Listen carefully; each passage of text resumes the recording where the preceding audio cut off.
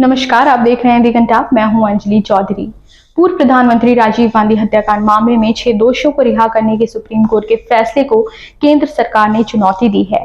केंद्र ने supreme court में पुनर्विचार याचिका दाखिल करते हुए कहा कि हमें अपना पक्ष रखने का पूरा मौका नहीं दिया गया।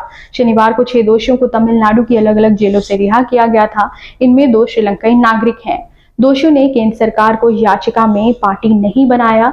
याचिकाकर्ताओं की इस गलती के कारण मामले की सुनवाई में भारत सरकार अपना पक्ष नहीं रख पाई। इससे नेचुरल जस्टिस के सिद्धांतों का उल्लंघन हुआ है।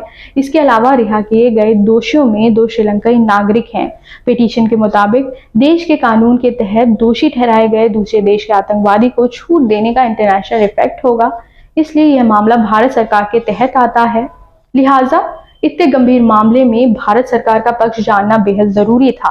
इस मामले का असर देश के लॉ एंड ऑर्डर के साथ ही जस्टिस सिस्टम पर भी होता है। वहीं नलिनी को दिसंबर 2021 में मां पद्मावती की देखभाल के लिए 1 महीने की पेरोल दी गई थी। इसे राज्य सरकार बढ़ाती रही। उसने शनिवार को बेल्लोर के महिला जेल पहुंचकर रिहाई की कार्रवाई पूरी की। बाद में कहा, हमारा परिवार बहुत खुश है, मैं अपनों के साथ नया जीवन शुरू करने जा रही हूं। आपको बता दें, चेन्नई की रहने वाली नलिनी ग्रेजुएट थी। राजीव गांधी की हत्या के 7 दोषियों में से केवल नलिनी ही घटनास्थल पर मौजूद थी।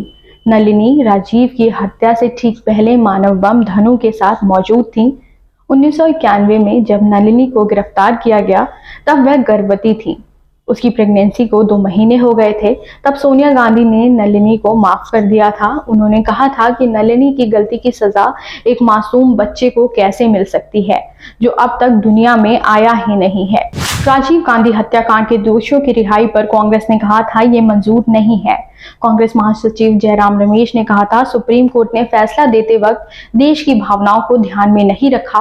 फैसला गलतियों से भरा हुआ है। वहीं राजीव गांधी के हत्यारों को रिहा किए जाने के बाद तमिलनाडु के मुख्यमंत्री एम.के. स्टालिन ने कहा था, मैं सुप्रीम कोर्ट के फैसले का स्वागत करता हूं। राज्यपाल को चुनी हुई सरकार के फैसले को नहीं बदलना चाहिए। आपको बता दें, राजीव गांधी की 21 मई 1991 को तमिलनाडु में एक चुनावी रैली के दौरान लिट्टे की धनु नाम की एक आत्मघातक हमलावर ने हत्या कर दी थी।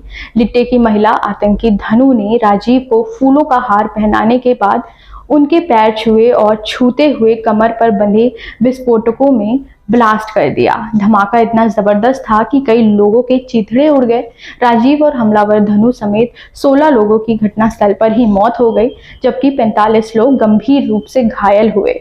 फिलहाल इस खबर में बस इतना ही। बाकी की तमाम अपडेट्स के लिए बने रहें दी घंटा के साथ और चैनल को लाइक, सब्सक्राइब और शेयर करना ना भूलें। नमस्कार।